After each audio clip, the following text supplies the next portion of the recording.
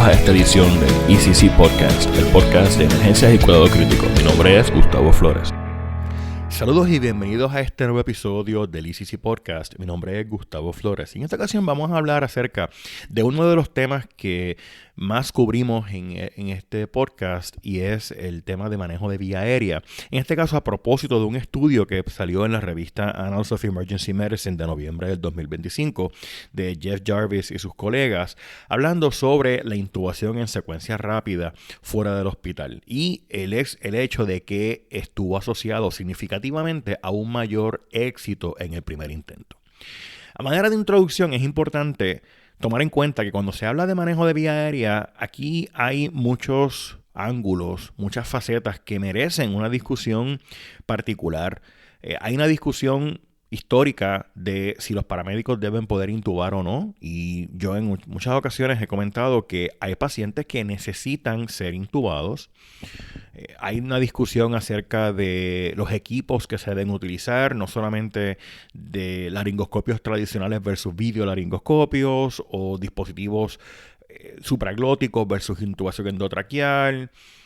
Si un paciente se debe manejar con una vía aérea básica, con una mascarilla solamente. Hay una discusión clínica del efecto que esto puede tener, y esto no es lo que estamos discutiendo en este episodio. O sea, la discusión no es qué pacientes pueden esperar o qué pacientes requieren ser intubados ahora sin que haya un deterioro clínico significativo. Como les dije, hay pacientes que lo van a necesitar. Podemos hablar en otro momento qué escenarios se pueden beneficiar de esperar un poco. También en otros episodios hemos hablado acerca de las condiciones que pueden llevar a un paciente a un paro cardíaco asociado a la intubación, y si esas condiciones no se han mitigado, puede ser bien peligroso proceder a la intubación. Y no es que no se vaya a realizar la intubación, es que hay que comenzar con esos pasos, como por ejemplo la preoxigenación, y en lo que se preoxigena el paciente. En algunos entornos urbanos es posible que te dé tiempo a llegar al hospital, así que las dos cosas se hicieron simultáneamente. Se puede transportar el paciente mientras se va preoxigenando, y de esa forma se va ganando tiempo. Entonces, no fue que no se hizo en la escena, fue que pudimos empezar a movernos y se llegó al hospital en un tiempo razonable, o un tiempo bien rápido quizás. Como les dije, este no es el tema central de este episodio. Y por último, y no menos importante, también está la discusión de qué servicios de emergencias médicas prehospitalarios no deben estar realizando intubaciones, y es porque no tienen la habilidad de proteger al paciente. Y no me refiero únicamente cuando vemos un caso en específico, sino cuando vemos el sistema, su ejecutoria de forma consistente. Si el sistema no tiene la habilidad de monitorear los casos para identificar las tendencias, para poder identificar las buenas prácticas, qué está funcionando, qué no está funcionando, cuáles son los elementos que llevan a que tengan un buen éxito. O sea, hay veces que nos enfocamos en lo negativo, y mirar lo positivo también importa. En este sistema, cuando hacemos las cosas de esta manera, nos sale bien. Pues eso es lo que tenemos que modelar, y eso es lo que tenemos que enfatizar.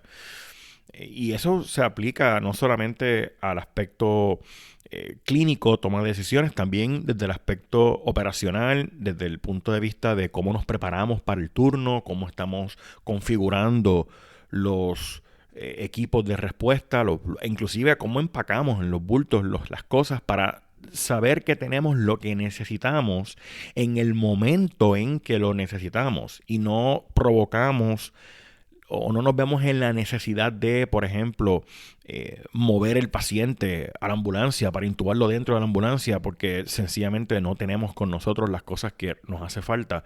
Y hay veces que eso puede ser una buena decisión, hay veces que eso no es una buena decisión. En fin, el tema de manejo de vía aérea es un tema bien complejo, pero es fundamental porque el manejo de la vía aérea es una destreza que define la práctica de la medicina de emergencia en cualquier entorno, intrahospitalario, extrahospitalario, interhospitalario, como lo quieras ver. El manejo de la vía aérea es una destreza que define la práctica, y no hay alternativa sino que ser el mejor en ese momento para el beneficio del paciente. Este estudio fue un estudio bastante abarcador. Estamos hablando de 12,000 pacientes en este registro. Y encontraron una información que no nos sorprende, porque no es nada que no se ha discutido en muchas ocasiones, pero es necesario esta data, es necesario tener la evidencia de demostrar que es la forma correcta de hacer las cosas. 12,713 pacientes, y excluyeron los pacientes en paro cardíaco. Esto no es un paciente que puede ser intubado sin medicamentos.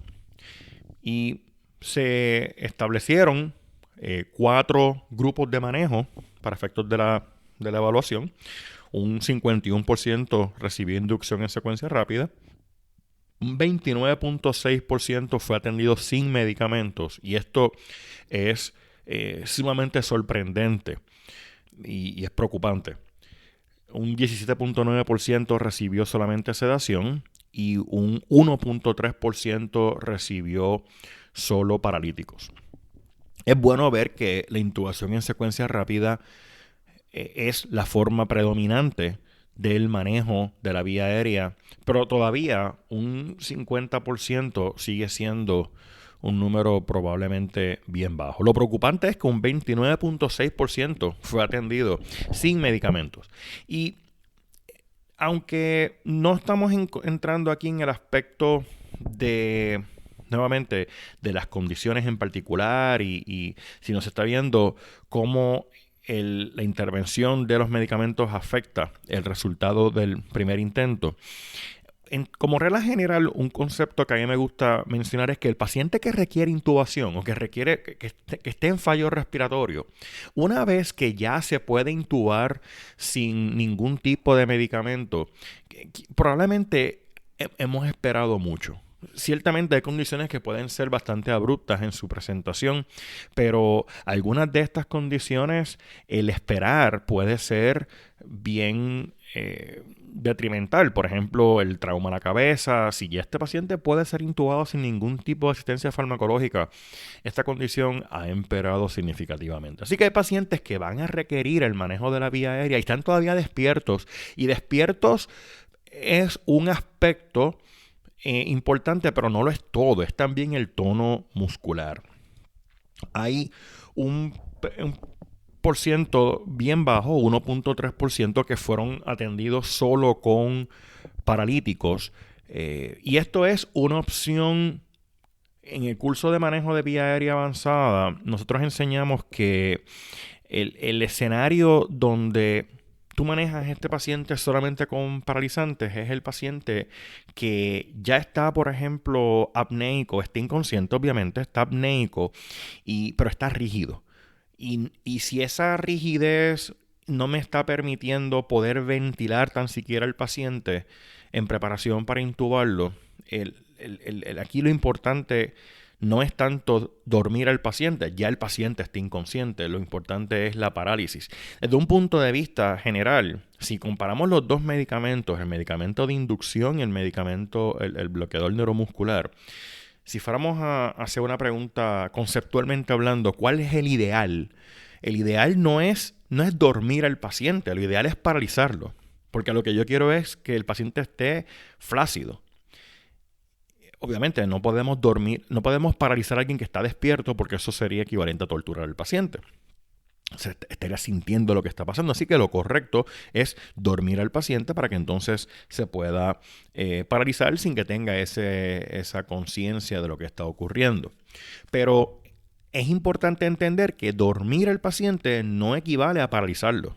Hay pacientes que se pueden intubar solamente durmiéndolos, pero cuando el paciente de verdad está despierto, combativo, rígido, las dosis que va a requerir ese paciente para poder estar en un estado que se pueda intubar tienden a ser mayores, y aquí evocas la posibilidad de complicaciones asociadas a esos medicamentos, entre ellas la hipotensión.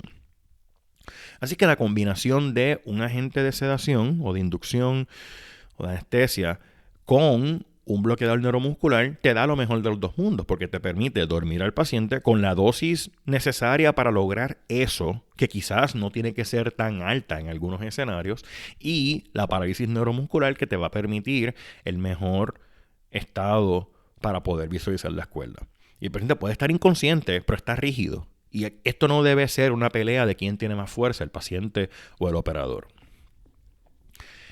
Este estudio tuvo unos resultados bien importantes, y es que el odds ratio de la intubación en secuencia rápida fue 2.23, o sea, 2 veces más probable tener éxito al primer intento que hacerlo sin medicamentos. Y comparándolo con solo sedación, el odds ratio fue 2.14.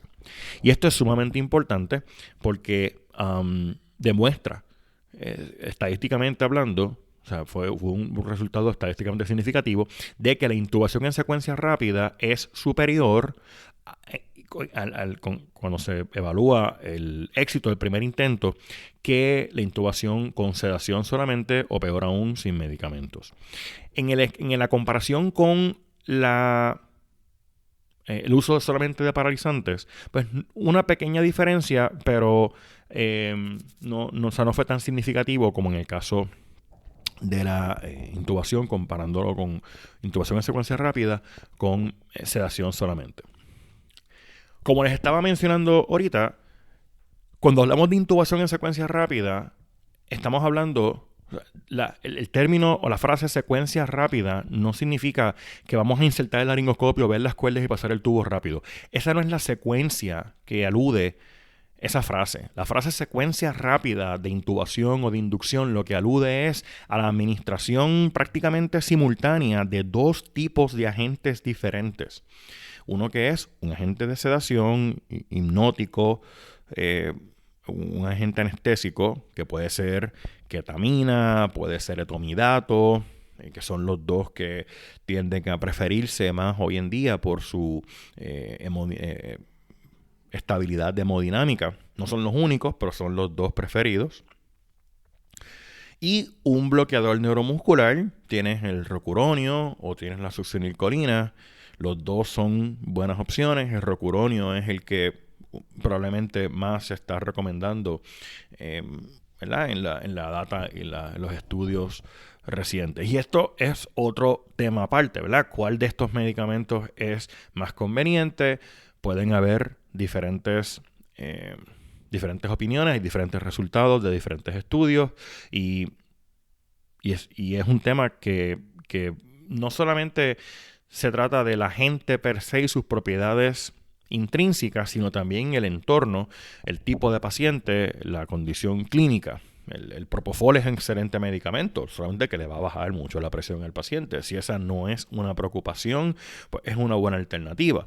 Pero en algunos pacientes, como el que tiene trauma en la cabeza, un solo episodio de hipotensión está asociado a peores resultados. Entonces, quizás no sería la mejor alternativa, o por lo menos la mejor alternativa en dosis regulares, quizás en una dosis más baja. Nuevamente, eso es una discusión que no vamos a discutir ahora. Buen tema para otros episodios, porque sigue siendo literatura que sale constantemente. Quiere decir que todavía la investigación continúa, y eso es lo necesario y lo seguiremos discutiendo. Por lo tanto, lo que sabemos de la inducción en secuencia rápida es que provee las mejores condiciones de intubación y minimiza los eventos adversos, que es lo que estaba diciendo. O sea, la selección de estos agentes lo que busca es dar las mejores condiciones de éxito, minimizando los eventos adversos que hoy en día estamos enfatizando mucho, no únicamente la parte anatómica de la dificultad, sino la parte fisiológica de esa dificultad. Cuando digo fisiológico me refiero a la hipoxia, la hipotensión, la acidosis, como factores de riesgo importantes para prevenir el paro cardíaco perintubación. Y la administración de estos dos medicamentos en secuencia rápida permite o minimiza permite las mejores tasas de éxito, minimiza las complicaciones, y es lo que estamos buscando, el éxito en el primer intento. El paciente que se intuba en el primer intento tiene mejores probabilidades. Y como yo he mencionado en otros episodios, no es que intentarlo una segunda vez esté incorrecto. Lo que pasa es que estás abriendo la puerta a que hayan otras complicaciones. Se puede razonablemente preoxigenar al paciente y manejar la presión efectivamente al punto en que un paciente que se intuba o se intenta intubar y falla el primer intento se pueda mantener preoxigenado y volverse a intubar o inclusive pasar por un nuevo periodo de preoxigenación para volver a intentarlo nuevamente.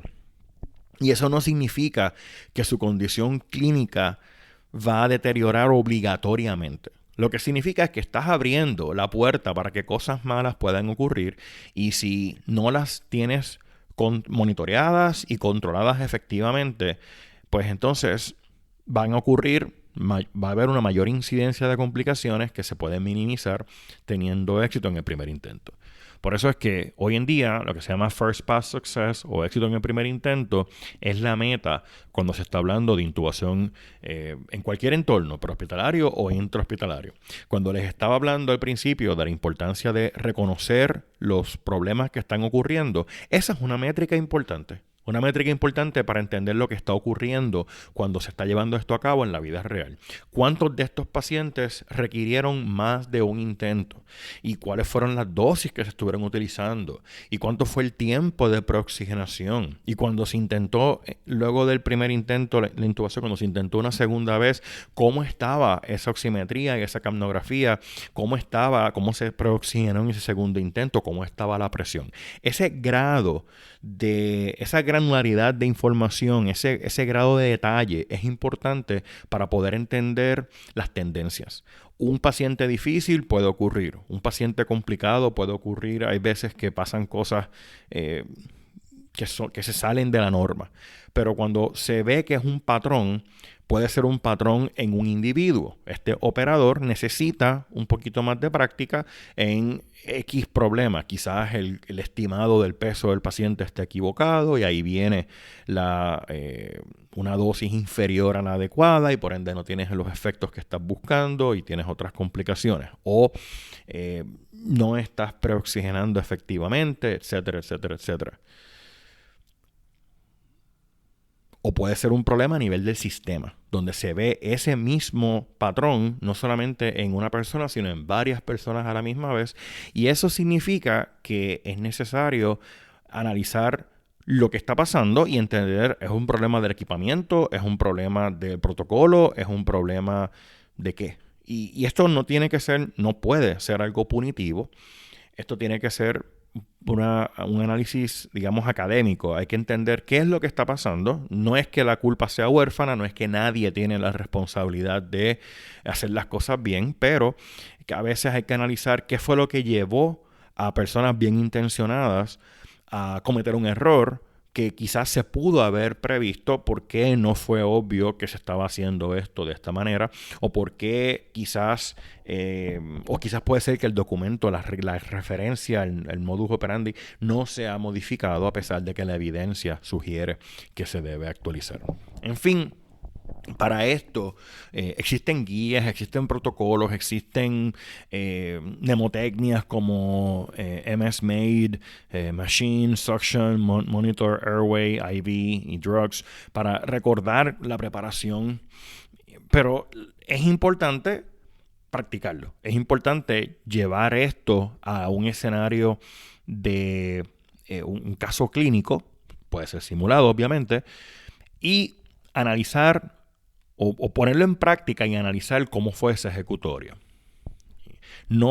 Cuando hablamos de intubación, muchas veces la práctica que se hace, cuando estamos hablando de intubar, lo que tú ves invariablemente es el maniquí con un laringoscopio, un tubo y ya. Y quizás una guía. Y eso es lo que consiste la práctica de intubación.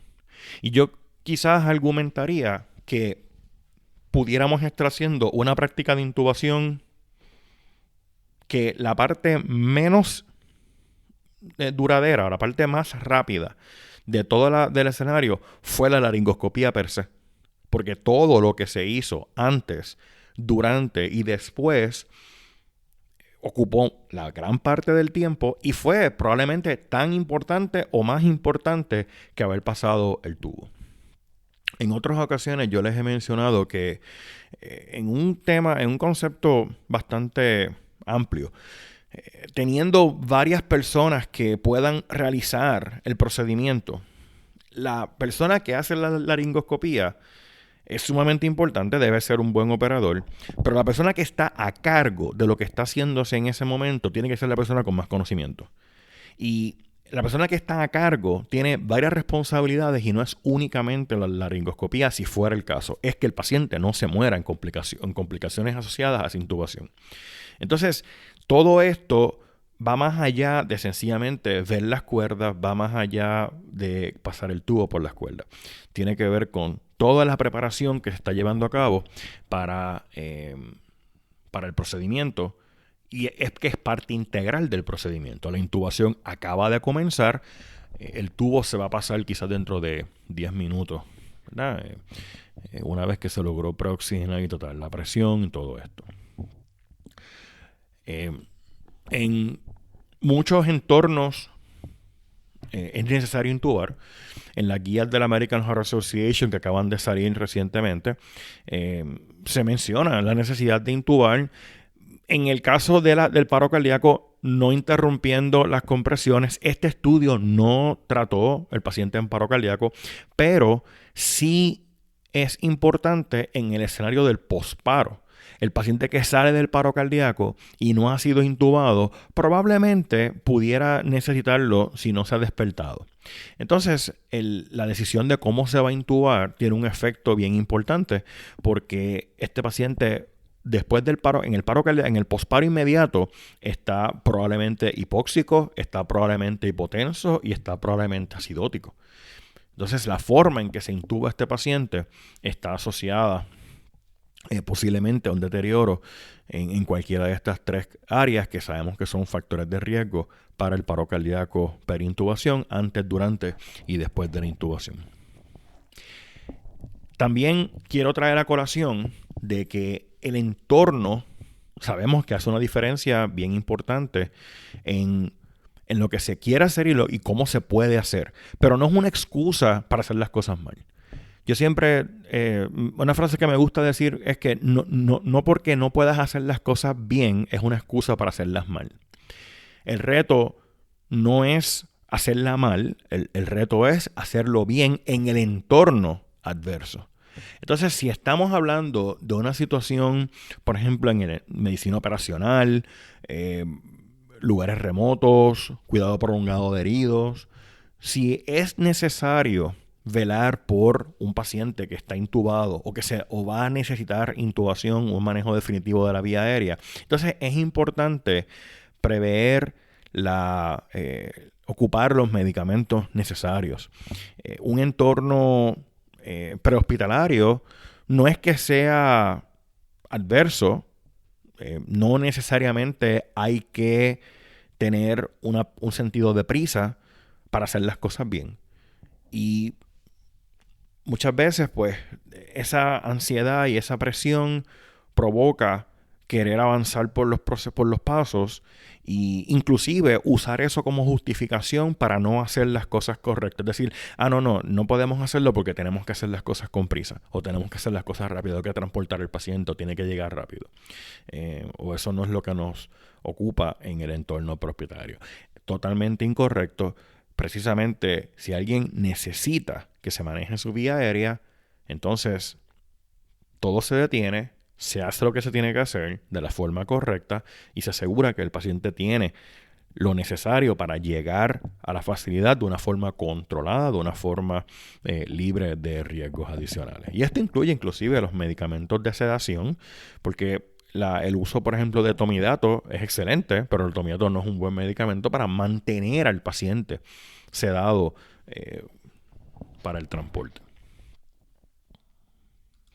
Así es que mi llamado a la acción a todos los que me estén escuchando es que comiencen a practicar esto. Comiencen a practicar no solamente lo que tienes practica inclusive con lo que no tienes para que veas cómo puede cambiar ese escenario.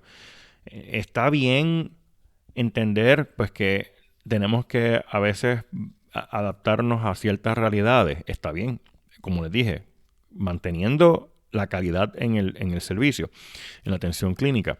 Pero también piensa, oye, ¿y si contáramos con esta opción? ¿Cómo se vería esto? Vamos a practicar, vamos a familiarizarnos con este escenario que quizás sea un estándar ahora de práctica y podemos entonces empezar a expandir ese horizonte.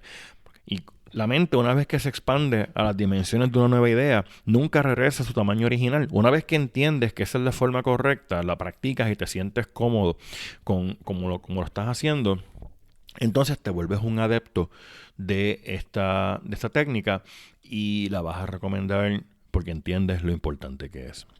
Con esto los dejo por este episodio. Muchísimas gracias. Nos veremos en el siguiente episodio. Los invito a que se suscriban. En la página del podcast van a encontrar los enlaces a la plataforma de Apple o de Spotify. Si ponen un pequeño comentario, eso ayuda a que otras personas lo encuentren. Compártanlo con sus compañeros si entienden que esto les sirve de alguna información útil. Muchísimas gracias.